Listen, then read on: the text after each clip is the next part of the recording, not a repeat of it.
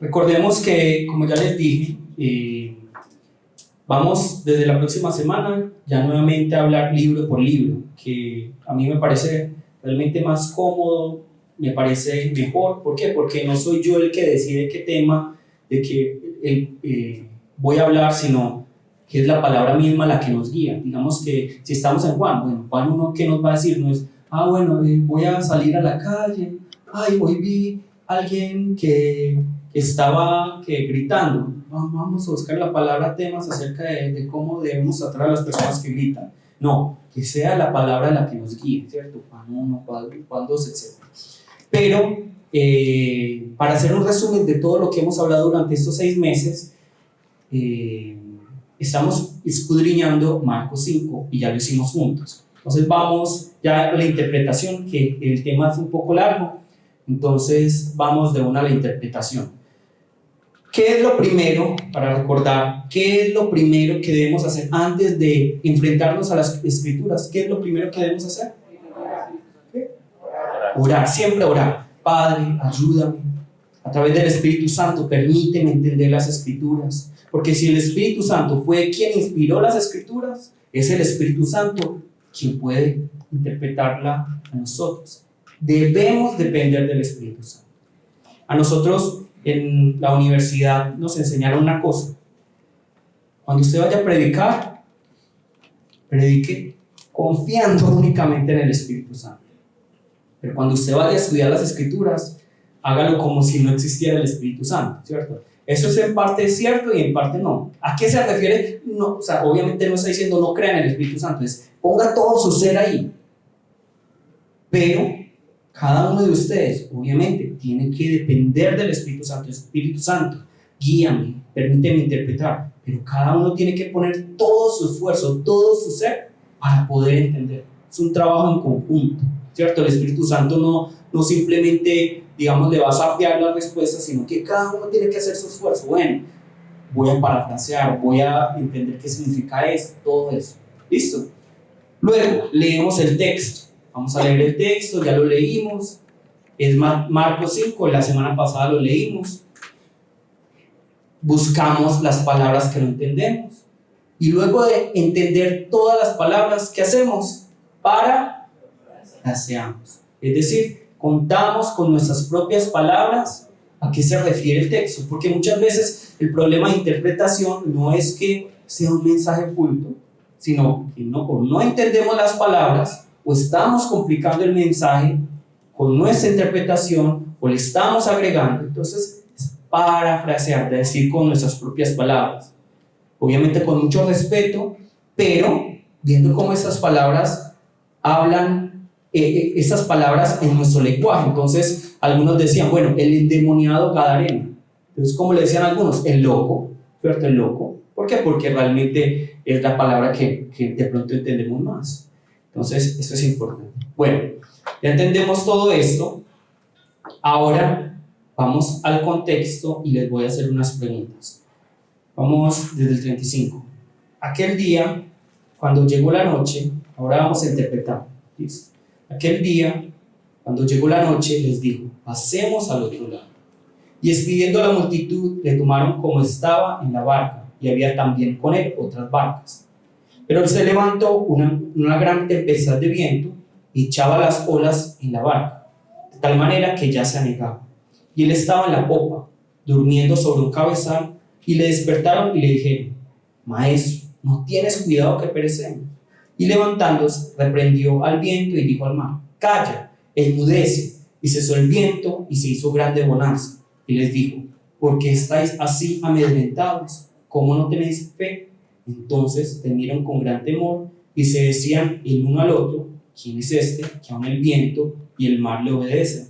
Bueno, ¿qué enseñanza nos deja este contexto?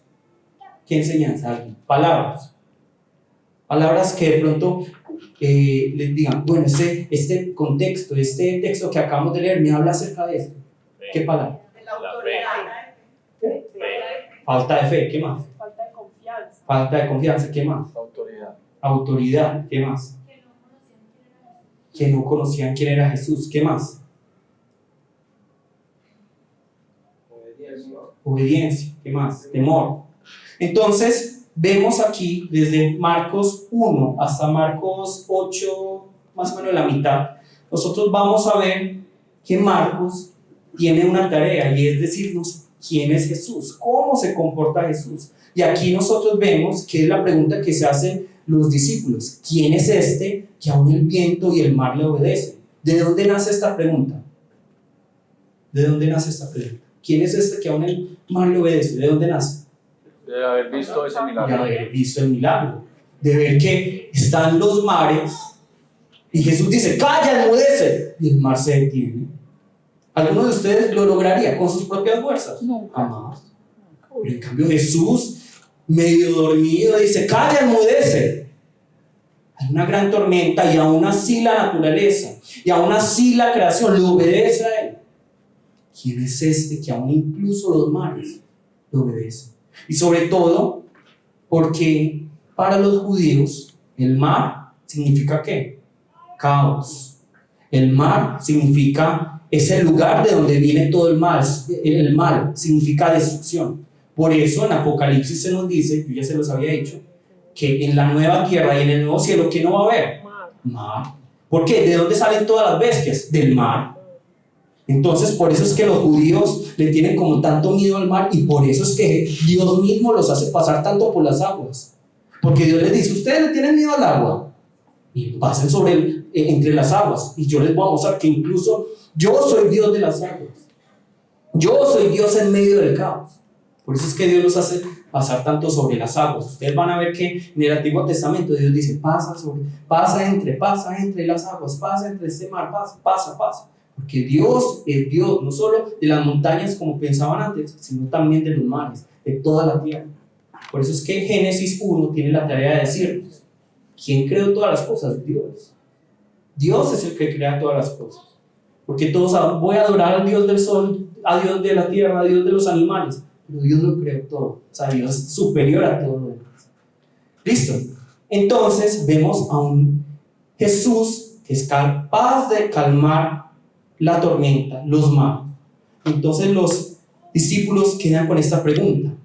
Y aquí nos abre ya Marcos 5. Recuerden que realmente la Biblia nunca tuvo capítulos de versículos. Eso se lo pusieron luego. No es que Marcos dijo: bueno, aquí sigue el capítulo 5. No. Eso luego se lo agregaron. Entonces, Marcos 4 termina con esta pregunta: ¿quién es este que aún el viento y el mar le obedecen? La cuestión es que los discípulos no se dan cuenta que va a venir una tormenta peor. ¿Cómo se llama esa tormenta?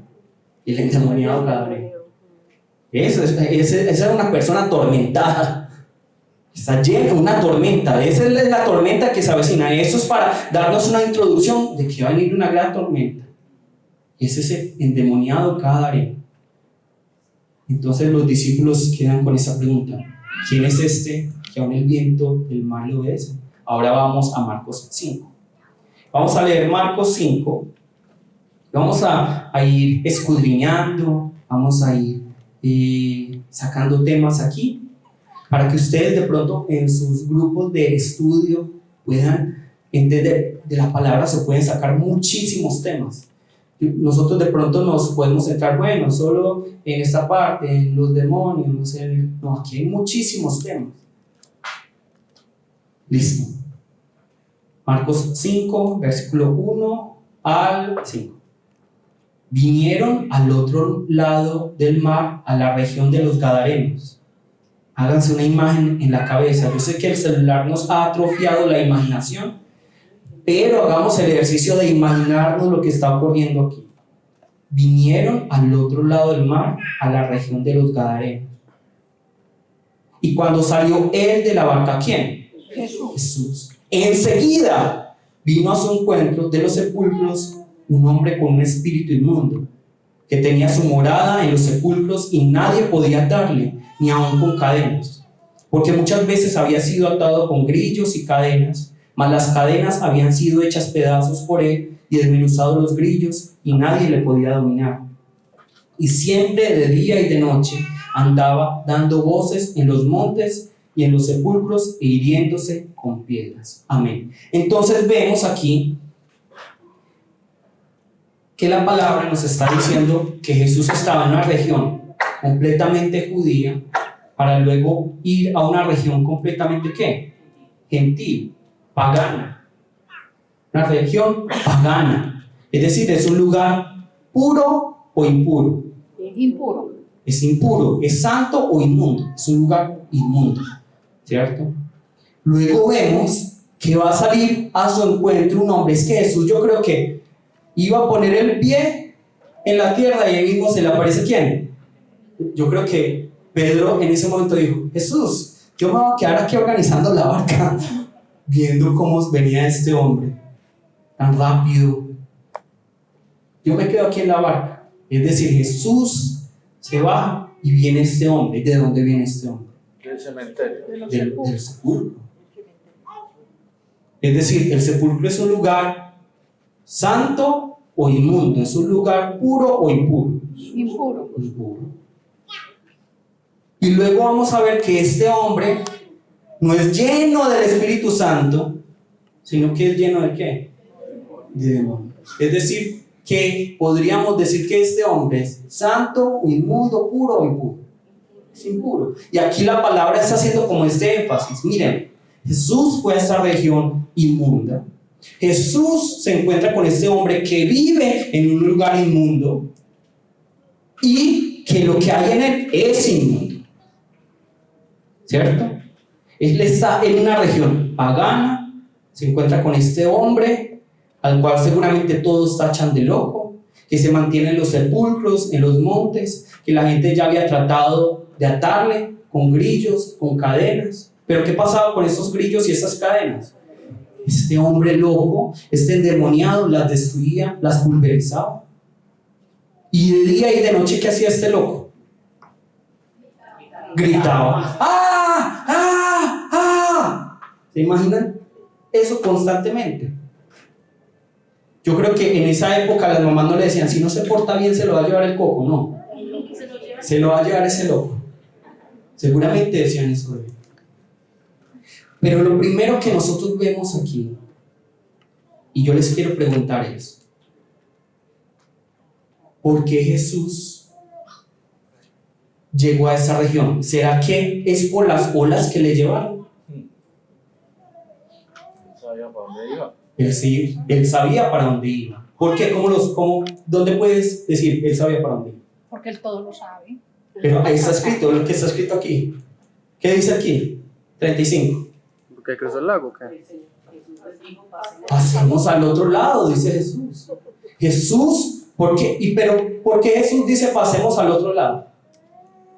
¿Por qué? Siempre deben recordar, todo lo que Jesús dice y hace es porque el Padre le manda. Está escrito, el Padre le manda que lo haga. El Padre, todo. Jesús siempre obedece al Padre. Todo lo que hace es por el Padre. Entonces, realmente el anhelo del Padre, ¿cuál es? Pasa al otro lado. Pasa al otro lado. ¿Y Jesús qué hace? Sí, Padre. Paso al otro lado. Paso al otro lado. Todo eso está ya planeado. Y llega a esa tierra. ¿Y ustedes creen que a Jesús le sorprendió que viniera este loco? Viene este loco, endemoniado, con un grupo de demonios llamado, ¿cómo se llama este grupo? Legión. Y no crean en esas películas de Legión, como que ¡ay, qué miedo! Porque es como si las películas de terror buscan, bueno, y entonces la Biblia dice que no. Pero veamos algo muy interesante.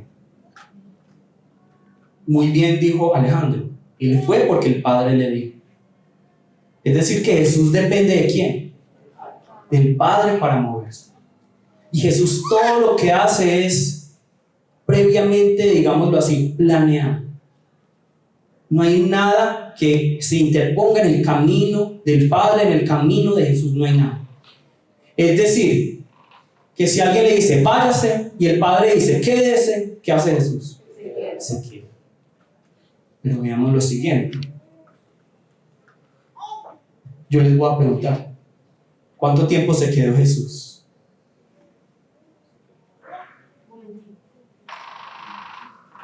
¿Cuánto tiempo se quedó Jesús? ¿Se quedó un rato? ¿O de pronto inmediatamente se fue? ¿Qué fue lo que ocurrió? ¿Qué nos dice la palabra? Después de la liberación. ¿Ya? Ese momentico. Después de la liberación. ¿Y por qué sabe que fue un momentico? Porque el otro, porque sigue pasando otra vez de una barca a la otra orilla, pues la historia de Sí, Javi. pero ahí no dice cuánto tiempo. Entonces lo que nosotros vemos aquí en las escrituras es que luego de que Jesús expulsa el demonio, ¿qué es lo que hace la gente? Se maravilla, ojalá se hubieran maravillado. No, se asustaron. Jesús, váyase, váyase. Si Jesús obedeciera a los hombres, ¿qué hubiera hecho? Se hubiera ido. Pero él no depende de los hombres. Él está dependiendo del Padre. Y si se va, porque depende del Padre, no por lo que le dieron estas personas. ¿Cierto? ¿Sí entendemos hasta aquí? Entonces, ¿cuántas personas salvó Jesús en esta primera ida a la tierra gentil? ¿Cuántas personas? Una persona. Nosotros vemos aquí, Jesús llega, se baja, se encuentra con este endemoniado, inmediatamente Jesús expulsa a este demonio, la gente va y entonces ven que este loco ya no es tan loco, es un ex loco, y entonces simplemente ya le dice, Jesús, váyase, y Jesús no es por ellos, sino por obedecer al Padre, simplemente vuelve a su región. Todo estaba planeado. ¿Qué enseñanza nos deja esto? ¿Qué enseñanza nos deja esto? Esto es muy hermoso.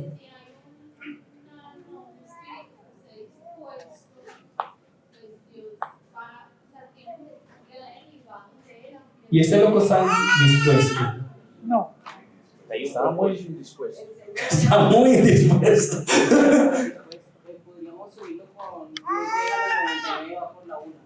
Entonces nosotros vemos Lucas 19:10, se los va a leer yo, porque el Hijo del Hombre vino a buscar y a salvar lo que se había perdido, nos dice Lucas 19:10. Entonces, es entender lo maravilloso que es el mensaje del Evangelio, que consiste en nosotros estamos en una región inmunda, porque el mundo es una región inmunda. Nosotros todos seguramente no hemos llegado, o sea, la mayoría no hemos llegado a ese estado al que llegó este hombre loco. Y sin embargo, ¿qué nos quiere decir esto la palabra? Que si vino por ese hombre loco, también por nosotros. Entonces ninguno aquí tiene una excusa, no, es que yo soy tan malo, tan malo, tan malo, que Dios no me puede salvar, que Dios no me puede rescatar, que Jesús no pudo pagar el precio por mí. Si lo hizo por este endemoniado que tenía una gran cantidad de demonios, ¿por qué no lo puede hacer por nosotros? En esto consiste el Evangelio, que Jesús viene a los lugares más oscuros para rescatarnos a nosotros. Eso es lo primero que podríamos sacar. Este es un tema que nos habla acerca del Evangelio. Cómo Jesús viene a rescatar, a salvarnos de este estar endemoniados. Literal y metafóricamente, ¿cierto? De estar locos. Ese es el primer tema que podríamos sacar. Miren, Jesús solo fue a ese lugar por este hombre endemoniado. Por nada más. Por ese hombre, porque miren, Jesús tiene su plan. Vamos allí, sana a este endemoniado y luego se va. ¿O qué más hizo allí? ¿Dónde más dice la palabra? No hizo nada más. Solo fue por ese hombre. ¿Listo? Entonces, ese es el mensaje del Evangelio. El mensaje del Evangelio es que nosotros tenemos salvación en Cristo Jesús y que por Cristo tenemos salvación. ¿Listo? Vamos, ¿qué más temas podríamos sacar de aquí? El más evidente y que de pronto nos centramos mucho es que los demonios son una realidad.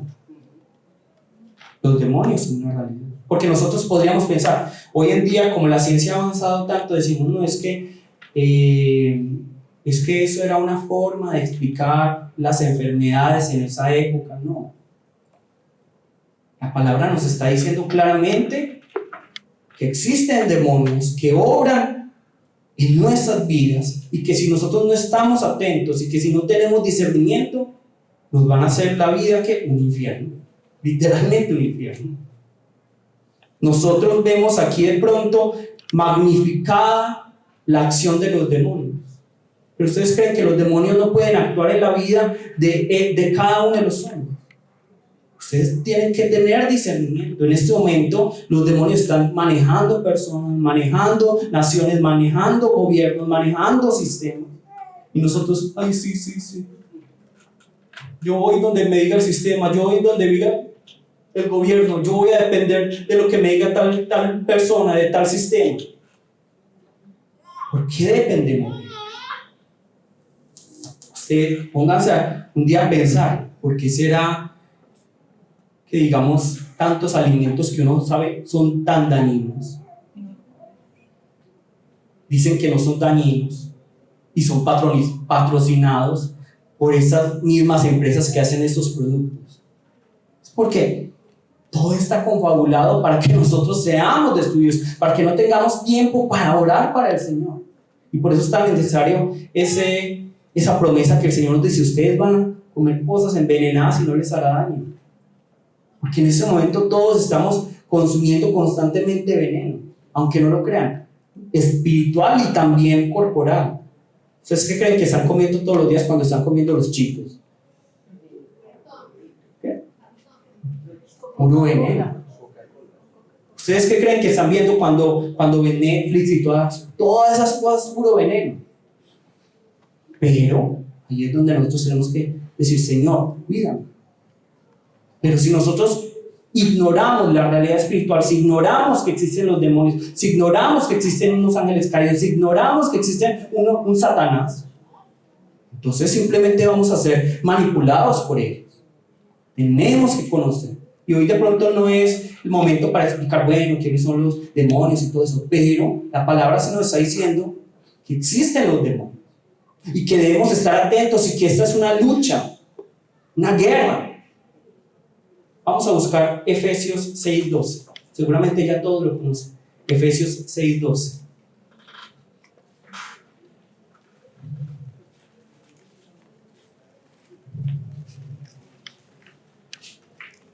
Y les invito, hay que conocer también, porque no es satánico conocer de demonología, es importante conocer de demonología. 6:12. Porque miren lo que nos dice aquí la palabra. Porque no tenemos lucha contra ¿qué? Sangre. No tenemos lucha contra sangre. Mi problema no es el feminismo, el patriarcado, la comunidad, el comunismo, el capitalismo, el cambio climático. Ese no es el problema de base. Son manifestaciones, pero no es el problema de base. El problema de base, ¿cuál es? Nos dice aquí la palabra. Porque nuestra lucha no es contra sangre y carne, sino contra principados, contra potestades, contra los gobernadores de las tinieblas de este siglo, contra huestes espirituales de maldad en las regiones celestes. Por eso tenemos que tener discernimiento espiritual. Por eso debemos mantenernos en el estudio de la palabra de Dios, en la oración, llenos del Espíritu Santo. En la universidad teníamos momentos ya de oración, y hay personas que venían de familias donde antes se hacía chamanismo. Entonces los chamanes, en Corea se hace mucho chamanismo, y allá no, a las personas, el campesino únicamente, no, personas, ustedes van a ver personas con una gran cantidad de dinero invirtiendo en esos demonios. Algunas personas se convierten a Cristo, pero como que tienen ese don todavía de ver quién está endemoniado, todas esas cosas. Dice, lo que más, uno de los factores que hace que los demonios se acerquen a la falta de oración, la palabra, aferrarse al Señor. Los demonios también actúan. Nosotros vemos aquí, Pablo constantemente está diciendo, Satanás puso estorbo en nuestro camino. Esa es la vida de fe. Nosotros sí somos llenos del Espíritu Santo, creemos en Cristo y en Él tenemos la victoria. Pero esto no significa que entonces el mundo espiritual, esa guerra espiritual deja de ser. No estamos en una guerra espiritual. Tenemos que ser conscientes de ella, tenemos que conocer a nuestro enemigo. ¿Alguien se ha leído El arte de la guerra? El arte de la guerra. ¿Quién escribió El arte de la guerra? Sun Tzu. Y ahí dice, si te conoces a ti mismo y conoces al enemigo, ¿cuánto porcentaje de la guerra ya tengo ganado? 100%. En cambio, si tú te conoces a ti y no conoces al enemigo, ¿cuánto porcentaje? 50.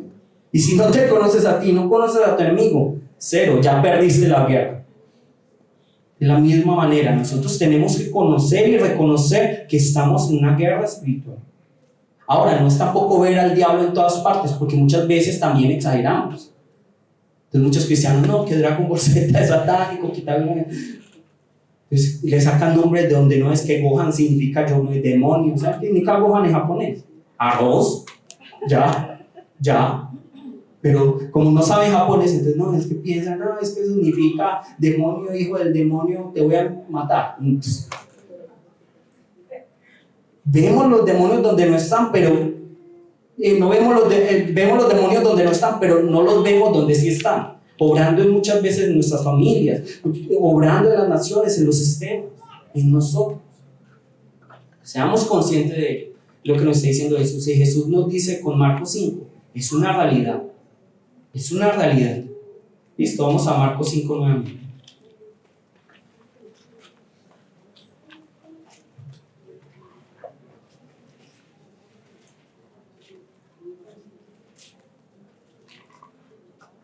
Vamos a Marcos 5, 6.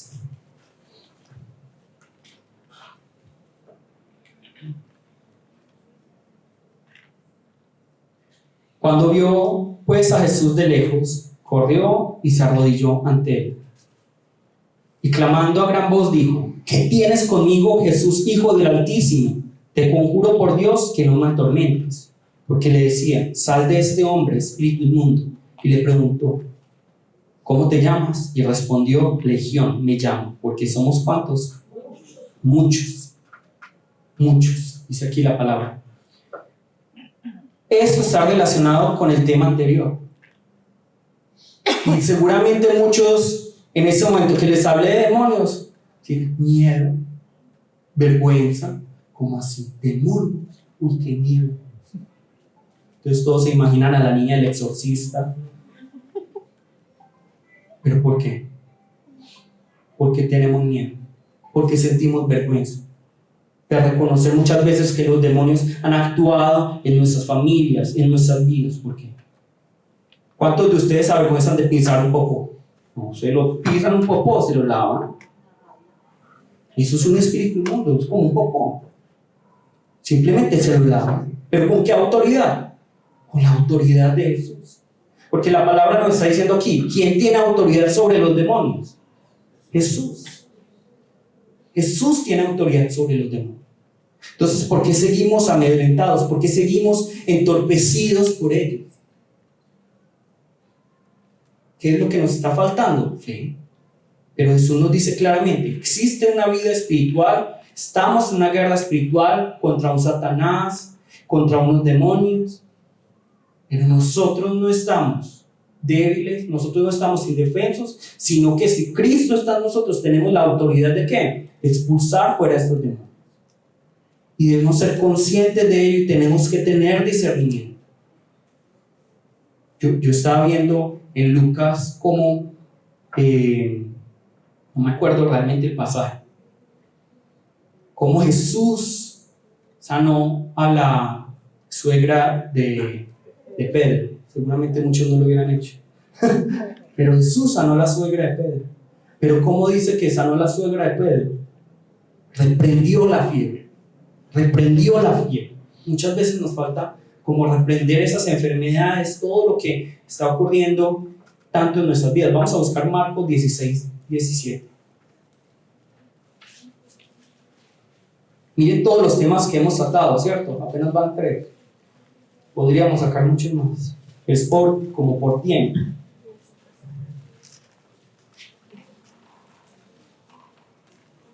(16, 17). ¿Alguien lo puede leer, por favor? 17 y 18.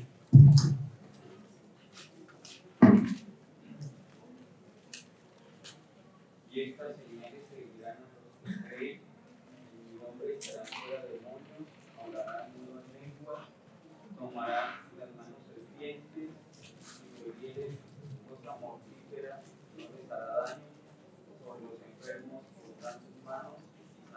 Amén. Entonces miren aquí una cosa y es interesante. Marcos 17 y 18, como que nosotros vamos a ver que el libro que más nos habla de endemoniados, ¿cuál es? Es justamente Marcos, pero Marcos nos habla de endemoniados, pero también de enfermos. Entonces, podríamos decir que algunos enfermos son endemoniados, pero que no todos los enfermos son endemoniados, ¿cierto? A menos, no sé, debo buscar yo de pronto más en la palabra para asegurarme completamente. Pero es lo que yo veo aquí. Y estas señales seguirán a los que creen. ¿A quiénes van a seguir estas señales? A los que creen. ¿Solo al pastor? ¿Solo al ministro? A los que creen. A todos los que creen. Entonces la pregunta es, ¿por qué no estamos expulsando demonios en el nombre de Jesús? ¿Por qué no estamos hablando nuevas lenguas? ¿Por qué no estamos tomando en nuestras manos serpientes? ¿Y por qué estamos tomando cosas tan mortíferas y nos está haciendo tanto daño? ¿Por qué ponemos nuestras manos sobre los enfermos y nos sanan? ¿Cuál es la cuestión? Jesús se equivocó. La palabra se equivocó. Nos falta fe. Nos falta creer en esa autoridad, darle la autoridad a Jesús. Porque no es por nosotros, es creer en Jesús. En el nombre de Jesús fuera demonio. En el nombre de Jesús se sano. Y en serio, es muy importante. Esta semana no he dejado de pensar en cómo todos los días estamos consumiendo veneno. Todos los días. Jepsi, que es nutricionista, sabrá. Todo lo que hay en los chitos que nos encantan, todo lo que hay en la comida rápida. Veneno, veneno, veneno, veneno. Sara me mandó un video de dos gemelas que una gemela comía saludable, comía alimentos saludables una semana, ¿cierto, Sara? Una semana. Sí.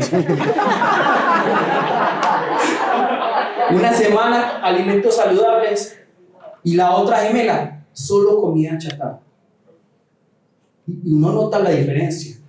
Solo una semana. Ahora imagínense toda una vida comiendo chatarra toda la vida. La diferencia que hace. ¿Por qué? Porque esa comida inflama todas esas cosas. Entonces, nosotros constantemente estamos consumiendo veneno. Televisor, veneno, todas esas cosas. Ahora no estoy diciendo que no puedan comerse su pizza, su hamburguesa, que no puedan ver, no malinterpreten lo que les estoy diciendo. Ajá, una hamburguesita me encanta. Una hamburguesita. Una película, pues muchas cosas te lo diré de mana, Netflix, con mis hijos. Sí, no estoy diciendo eso. Netflix con hamburguesa, Pero lo que estoy diciendo es, Coca-Cola. Sí. tenemos que tener discernimiento. Tenemos que entender que detrás de muchas de las cosas que nosotros consumimos día a día, hay ¿qué? Veneno. No piensen cuando ustedes vean esta palabra no únicamente, bueno, matar ratas. No. Hay veneno a nuestro alrededor. Yo no sé si ustedes habrán dado cuenta, Medellín es un lugar muy contaminado, el aire. Bajen un día a Río Negro y se van a ver que Medellín no es azulito, una nube gris cubriendo toda la ciudad. Entonces, tenemos por eso que depender de aquel que tiene autoridad, que es Cristo, y debemos darle esa autoridad, porque es muy llamativo que los demonios se posen delante de Jesús. Delante de Jesús los demonios no. ¿Cuántos, en la Biblia, en cuántos momentos algún demonio le levantó la mano a Jesús? Ninguno, no son capaces. Nadie es capaz. Sino que antes más bien, ay Señor, por favor, me deja. Y vemos lo gracioso aquí. Ay, yo te invoco en el nombre de Dios, yo te conjuro en el nombre de Dios, por favor, me dejas. Bueno, sigamos. Marcos 5, del 9 en adelante, al 14. Y le preguntó, ¿cómo te llamas? Y respondió diciendo, Legión me llamo, porque somos muchos. Y le rogaba mucho que no los enviase fuera de aquella región. Yo sé que estamos yendo un poco rápido, pero es para poder interpretarlo todo hoy y ya la próxima semana comenzar libro por libro. Igual si hay alguna duda, nos podemos detener. Y le rogaba mucho que no los enviase fuera de aquella región. Estaba allí cerca del monte un gran hato de cerdos paciendo. Y le rogaron todos los demonios, diciendo: envíanos a los cerdos para que entremos en ellos. Luego Jesús les dio permiso, y saliendo aquellos espíritus inmundos, entraron en los cerdos, los cuales eran 2000, y el hato se precipitó en el mar por un despeñadero, y en el mar se ahogaron. Amén. Entonces nosotros, a mí una cosa que me encanta de la Biblia es que la Biblia es como una cebolla, tiene muchas capas. Y por eso nosotros no podemos quedarnos solo con una interpretación. Es que esto es. Porque en ese momento fue una interpretación, y luego cuando leyeron la carta los primeros cristianos era una interpretación, y para nosotros es otra interpretación según la realidad de ese momento. Y la Biblia lo permite, el hebreo lo permite. En cambio nosotros, como tenemos pensamiento griego, nos quedamos en una cosa y decimos todo lo otro es malo, porque tenemos pensamiento griego. Por eso es que decimos cuerpo, malo, espíritu, bueno, pero así no es como piensa la Biblia. En la Biblia, ¿qué piensa? Espíritu, bueno. Cuerpo, bueno. ¿Cuándo? Cuando lo uso para el Señor. ¿Cuándo es malo el cuerpo? Cuando lo uso para las cosas de la carne. Y ahí es cuando lo utiliza la palabra carne. Pero cuerpo, bueno, para el Señor. Pero ¿qué piensan los griegos? No, espíritu, bueno, cuerpo, malo. Mientras yo más trate mal el cuerpo, mejor para glorificar al Señor. Se pensaba antes. ¿Qué hacían los esenios? Esenios eran como una, digámoslo, secta. Ellos simplemente se separaban de todo el mundo. Ahora vamos a una diapositiva. ¿Listo? Se separaban de todo el mundo y decían: no, es que nosotros somos muy buenos cristianos, somos muy buenos creyentes en Dios, nos vamos a separar de todo el mundo. Y creemos que porque el cuerpo es malo, en cambio el espíritu es bueno. Y este pasaje nos permite entender eso, que la Biblia tiene como capas. Entonces vemos ciertamente que se nos habla de demonios.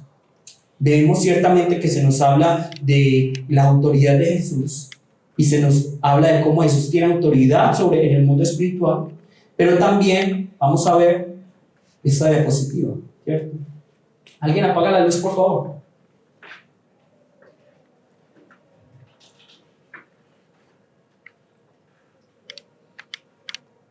Listo. Entonces, ¿alguien ve qué letras hay aquí? L, E, G, X, F.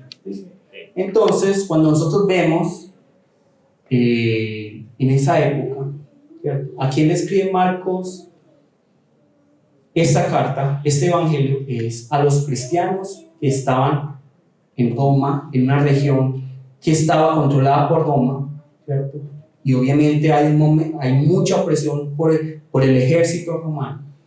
Y lo que nosotros vamos a ver muy interesante, es que las tropas romanas tenían en muchas partes donde ellos habían dominado legiones, eso se llaman legiones, que son ejércitos, ¿cierto? Y aquí nosotros vamos a ver LEG, ¿qué significa qué? Legión. X, ¿qué significa X? 10, legión X. F, fretensis.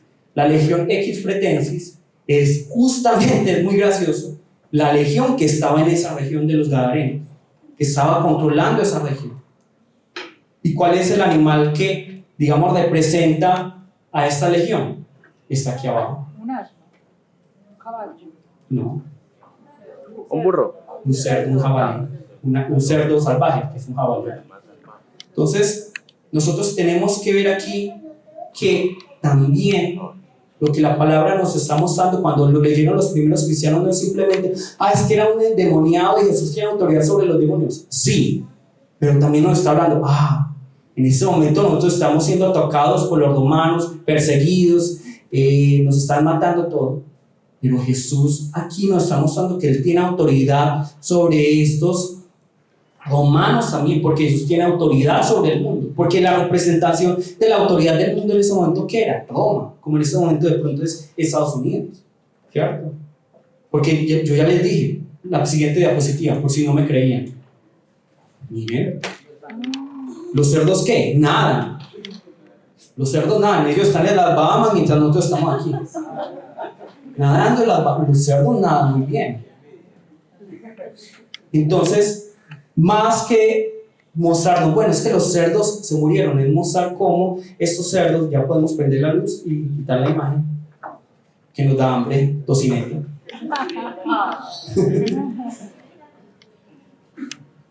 Entonces, es mostrar cómo, cuando estos dicen, vayan al despeñadero y los demonios hacen que los cerdos vayan a este despeñadero y se mueran, más que mostrarnos, es que los cerdos se murieron. Algunos incluso llegan a imaginarse, es que Jesús tenía algo contra los cerdos, entonces por eso es que los mandó allí. No. Esta es una simbología, un símbolo de ese ejército romano. De hecho, pónganse a pensar ustedes, 2.000 cerdos es poco o mucho, es muchísimo. Porque ¿quién va a manejar 2.000 cerdos? Ahí hay un propósito. ¿Cuál es? Cuando en esa época había tantos cerdos es porque detrás había un ejército al cual alimentaban con estos cerdos. Entonces, ¿qué está diciendo la palabra? La palabra está diciendo, sí, Jesús tiene autoridad sobre la naturaleza. Jesús tiene la autoridad sobre los demonios. Pero Jesús también tiene autoridad sobre el mundo, porque Él es rey.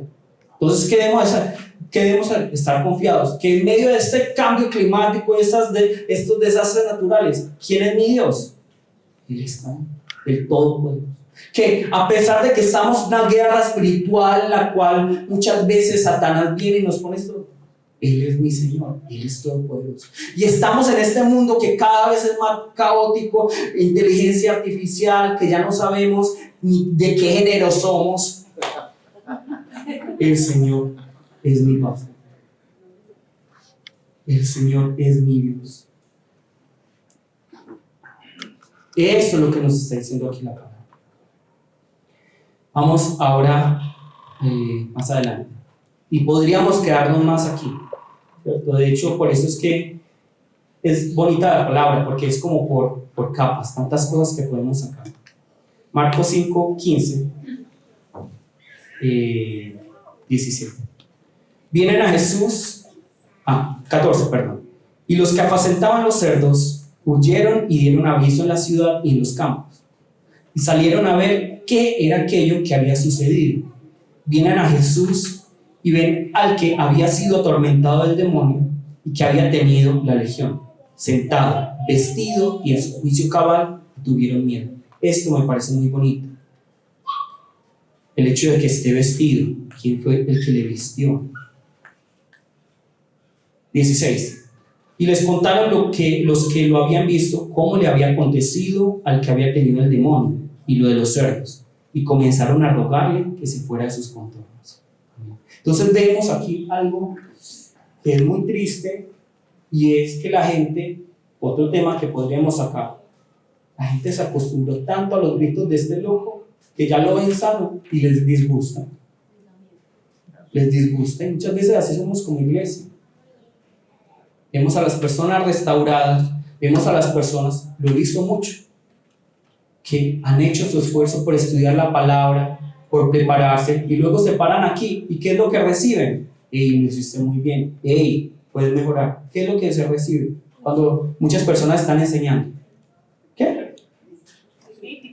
Crítica, juicio. No, nosotros preferimos que todos estemos enlodados, endemoniados, preferimos el grito de este endemoniado día y de noche. ¡Ah! Preferimos eso antes que esa persona que ya, bueno, yo voy a estudiar la palabra. No, todos queremos simplemente arrastrarnos a la inmundicia, porque así nos sentimos más cómodos. Y es lo que nos muestra aquí la palabra.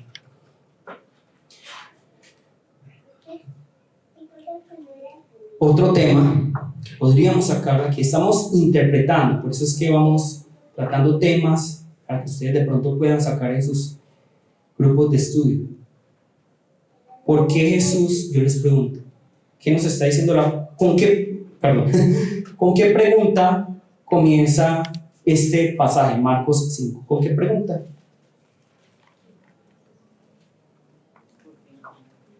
¿Cuál es la pregunta que le da pie a Marcos 5?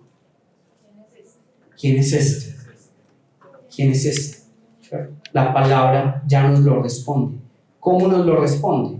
Nosotros vemos, Jesús es el que calma las aguas, Jesús es quien puede expulsar los demonios y nosotros con su autoridad podemos hacerlo. Jesús es quien es sobre las autoridades de este mundo. Nada nos puede hacer daño. De hecho, no se preocupen por el cambio climático, todas las cosas. Yo les voy a hacer un spoiler. Yo me leí Apocalipsis y Jesús tiene la victoria. Entonces, simplemente debemos confiar. Veamos aquí. ¿Qué dice el versículo 19? Mas Jesús no se lo permitió, sino que le dijo: vete a tu casa, a los tuyos, y cuéntales con grandes cosas que el Señor ha hecho contigo. Si nosotros vemos en otros evangelios, dice lo que Dios ha hecho contigo y cómo ha tenido misericordia de ti. Y luego, ¿qué nos dice el versículo 20? Y se fue y comenzó a publicar en Decápolis cuán grandes cosas había hecho ¿quién? Jesús con él. Entonces Marcos nos está dando la respuesta de la pregunta que se estaban haciendo los discípulos. ¿Quién es Jesús? Jesús es Dios. Jesús es el Señor. ¿Listo? Y último, y es muy interesante, y me llama mucho la atención que de pronto lo pasamos por alto, es lo que nos dice el versículo 18 en adelante. Vamos a ver. Al entrar él en la barca, el que había estado endemoniado le rogaba que le dejase estar con él. Mas Jesús no se lo permitió. ¿Será que ya no había cupo en la barca? ¿Cuál es el propósito de Jesús para no permitirle a este ex endemoniado que no se monte en la barca? ¿Por qué? Veamos aquí, sino que le dijo: vete a tu casa, a los tuyos, y cuéntales cuán grandes cosas el Señor ha hecho contigo y cómo ha tenido misericordia de ti. Entonces, el llamado nuestro, así como el de este hombre, que también era gentil como nosotros, es llevar la palabra al experimentar esa salvación, ese obrar del Señor. Miren, para Jesús, pero tenía Jesús para decirle: no te montes en la barca. Pero Jesús le dice: no te montes. Y nosotros vamos a ver que Marcos y todos los evangelios nos muestran a un Jesús que dice: ¿fuiste sanado? No digas nada. ¿Fuiste sanado? No digas nada. Pero este hombre le dice: vete a tu casa, a los tuyos, y cuéntales cuán grandes cosas el Señor ha hecho contigo. Vete primero, ¿a dónde? A tu A casa. tu casa. En primer lugar, el primer campo donde nosotros deberíamos evangelizar, ¿dónde es? La La casa. casa, el hogar. Donde debemos dar testimonio, la casa, el hogar. Porque muchas veces somos, ¿cómo se dice así? Luz en la calle, oscuridad. Eso. Muchas veces, como nos acostumbramos a estar en la casa, no somos testimonio allí. El primer lugar de testimonio es la casa. Como esposos, como esposas, como hijos, como padres. Es lo que nos manda la palabra. Vete a tu casa, a los tuyos, y cuéntales cuán grandes cosas el Señor ha hecho contigo y cómo ha tenido misericordia de ti. Y se fue y comenzó a publicar en Decápolis cuán grandes cosas había hecho Jesús con él. Y todos se maravillaban. Amén. ¿Cuánta teología, cuánto tiempo tuvo este hombre para estudiar con Jesús? ¿Cuánta teología? ¿Cuántas maestrías de teología tiene? Ninguna. Entonces, ¿qué es lo que nos está diciendo la palabra? La palabra está diciendo: no importa, porque yo conozco muchos teólogos, saben mucho más que muchos pastores, y no creen en el Señor. No creen en Jesús. Entonces no es cuánta teología yo sé, no es, lo importante no es: ¿será que la salvación se pierde? ¿No se pierde? ¿Si somos escogidos? ¿No somos escogidos? Eso no es lo fundamental. Es contar mi historia. Jesús hizo esto en mí. Voy a contar mi historia. Voy a contar mi historia.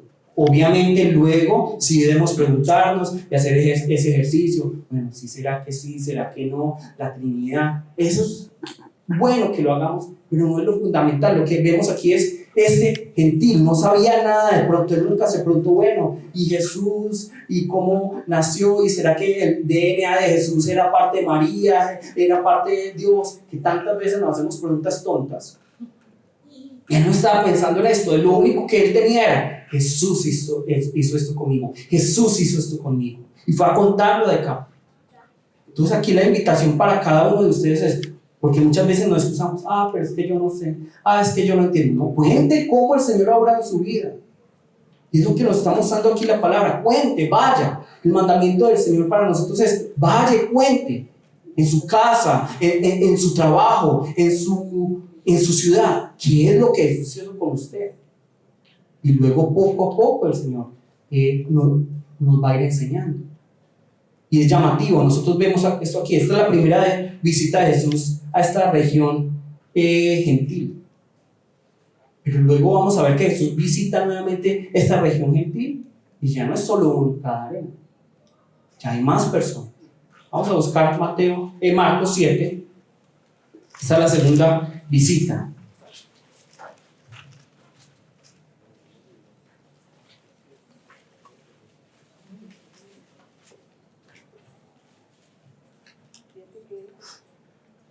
(7:31). Nosotros debemos evangelizar, debemos llevar el mensaje. Ese es el mandamiento. Pero no es el mensaje lleno de teología, no es ganar argumentos, porque sí. Porque muchas veces como que tenemos ese amarillismo de pensar, bueno, es que yo tengo que ganar estos argumentos para saber que si soy muy buen cristiano. Es como que tuviéramos como ese amarillismo, es que si tengo que ganar los argumentos, no cuente su historia. Les aseguro que más que poder explicar, bueno, es que yo creo que, no, su historia, cómo Dios obra en su vida, cómo Dios transformó su familia, eso vale mucho más. Luego ya sí se estudian más cosas. Volviendo a salir de la región de Tiro, vino por Sidón al mar de Galilea, pasando por la región de Decápolis. ¿Cuándo se nos habló de Decápolis? Con el gadareno. Y le trajeron un sordo y tartamudo y le rogaron que le pusiera la mano encima. Vemos que al principio era un gadareno. Jesús lo sana. Jesús le dice, ve, lleva la palabra. Y la próxima vez que vuelve Jesús, ¿cuántos son? Ya no solo uno, ya hay un poco más. Y no termina ahí. Vamos a ver el 8:1. Porque Jesús sigue allí en Decápolis. En aquellos días, como había una gran multitud y no tenían qué comer, Jesús llamó a sus discípulos y les dijo, ¿cuántas personas hay aquí? ¿Alguien sabe? Ese es el milagro de ¿cuántas personas? 4,000. Es entre los gentiles. Y este hombre comenzó con un mensaje. Jesús hizo esto. No es, bueno, vamos a hablar primero, ¿qué es la Biblia? Vamos a hablar quién es Dios, Jesús es esto, el Espíritu Santo, los demonios son estos, vamos a hablar de las 6 voluntades de Dios. ¿Sí me entendieron? Y luego se creció. No. Este hombre comenzó con ¿qué? Yo era endemoniado y Jesús me salvó. Yo era endemoniado y Jesús me salvó. ¿Cómo? No sé. Vamos a ver. Vamos a ver. Y luego Jesús vuelve y ya es primero un grupito pequeño. Y luego ¿cuántos se vuelven? 4,000.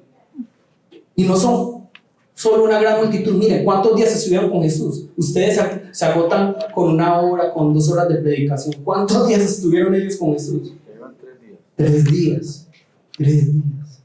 Por más que Jesús hable muy bonito, muy bueno, sea un gran predicador, 3 días son 3 días. Y ellos están ahí, escuchando este Jesús. ¿Por qué? Porque Jesús primero le dijo a este hombre, ve, cuenta esta historia de lo que Dios hizo contigo. No es, ve y cuenta qué dice Seminario de Berea o qué dice los reformados o qué. No, ve, cuenta tu historia. Ve y cuenta lo que Dios hizo contigo. Y eso sirvió seguramente para dar pie a que muchos conocieran y luego esta gran multitud se acercara a Jesús.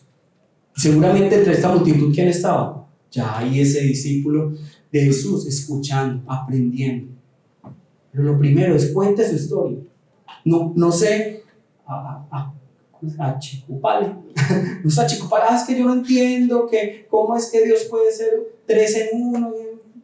Eso luego lo va entendiendo. Pero primero cuente su historia. Dios me transformó. Lleve la vida, haga su esfuerzo. Es lo que nos dice la palabra. Listo, miren todos los temas que pudimos sacar solo de Marcos 5. Solo de esto. Y podríamos sacar más y más y más y más y profundizar más en cada uno de los temas. Entonces la palabra está viva, ¿sí o no? Totalmente. Y debemos aprender a discernirla, a entenderla, a escudriñarla. Oración, contexto, entender, parafrasear, luego interpretar. Y lo más importante de todo, luego interpretar y entender todo esto, ¿qué es? Y es lo más importante de todo, la aplicación, ponerlo en práctica. De nada sirve yo entender todo esto y no ponerlo en práctica. ¿Qué es lo que hoy se deben llevar a ustedes? Bueno, en mi casa cada vez que veamos con discernimiento, es que están obrando los demonios, expulsar la autoridad de Cristo. Cada vez que nos citamos, es que yo soy una mugre, expulsar, creen quién es el Señor. Cuando veamos que todo está muy caótico, ¿quién es mi Señor? El que maneja los mares, el que puede expulsar demonios, el que tiene control sobre todo el mundo. Ese es mi Dios. También que, si yo fui rescatado, llevar el mensaje, evangelizar. Es muy importante llevar el mensaje.